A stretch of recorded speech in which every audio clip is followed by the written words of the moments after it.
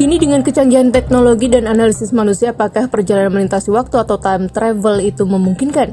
Lalu bagaimana caranya dan apa saja tantangannya? Dalam teori relativitas khusus yang dicetuskan Albert Einstein pada 1905, perjalanan lintas waktu itu memungkinkan karena menurut teori ini waktu dapat dibelokkan. Secara singkat, prinsip pertama teori ini adalah segala sesuatu yang diukur memiliki kaitan dengan yang lain, artinya tidak ada kerangka acuan absolut. Kedua, kecepatan cahaya bersifat konstan, yang berarti apapun yang terjadi dengan cahaya dan diukur dari manapun, nilai kecepatan cahaya tetap sama. Prinsip ketiga, tidak ada benda yang bisa lebih cepat dari kecepatan cahaya. Dari tiga prinsip sederhana teori relativitas khusus itu tergambarkan bahwa perjalanan lintas waktu dalam kehidupan nyata itu memungkinkan.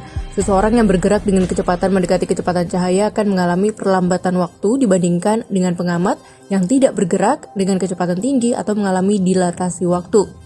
Konsep dilatasi waktu itu memunculkan banyak konsekuensi termasuk perlambatan penuaan tubuh.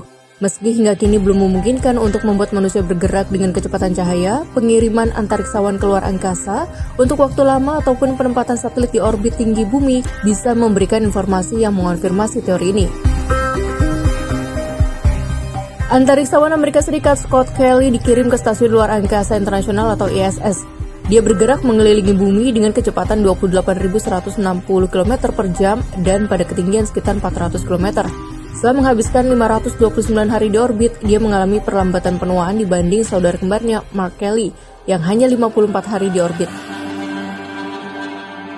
Ilmuwan pun mengembangkan ide-ide lain yang secara teoritis membuat perjalanan lintas waktu memungkinkan.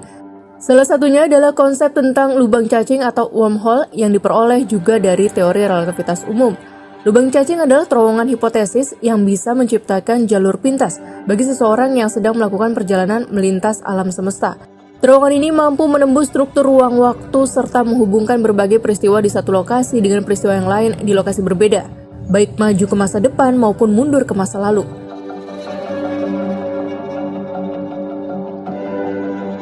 Sebagian ilmuwan menyebut bahwa lubang cacing sebagai jembatan Einstein-Rosen, namun ada pula yang menamainya lubang putih atau white hole, yaitu objek yang memiliki karakter berkebalikan dengan lubang hitam atau black hole. Meski lubang cacing memungkinkan orang bisa mengunjungi berbagai ruang waktu dan banyak dijumpai dalam cerita dan film fiksi ilmiah, sejatinya tidak ada lubang cacing yang teridentifikasi dalam kehidupan nyata.